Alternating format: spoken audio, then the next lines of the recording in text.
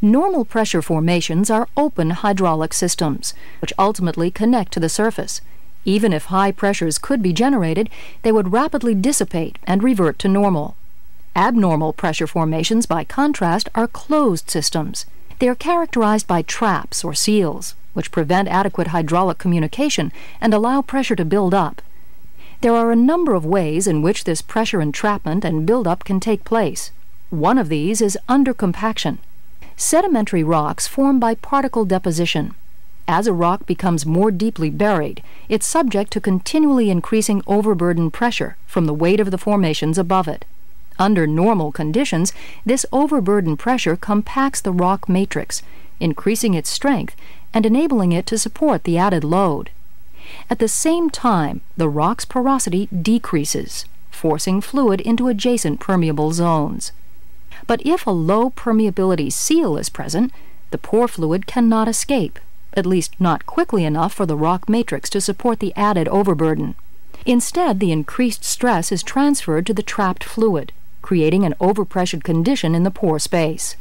Chemical diagenesis, the chemical alteration of minerals by geologic processes, is thought to be a major cause of abnormal pressure. For instance, temperature changes during rock burial may cause montmorillonite to change to illite. This process releases bound water from the montmorillonite, which then occupies pore space as free water.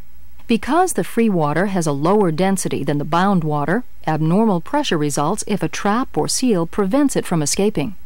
Abnormal pressure can result also from tectonic action. In this case, a fault has effectively formed a pressure seal against an uplifted formation. Although the formation was normally pressured at its original depth, the seal has caused it to retain this same pressure at the shallower depth. The net effect is an overpressured zone. Salt structures, because they are impermeable, can also form pressure seals. Moreover, salt exhibits plastic behavior and has very little matrix strength. Rather than supporting overburden pressure as, say, a sandstone matrix would, it transmits the entire load to underlying formations, resulting in abnormal pressures.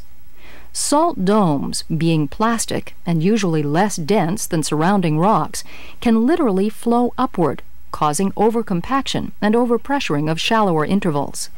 Fluid migration from a high-pressured zone to a sealed lower-pressured zone can cause abnormal pressure conditions. Migration could result from such conditions as leakage across a fault, casing leaks, channeling through cement, or an underground blowout.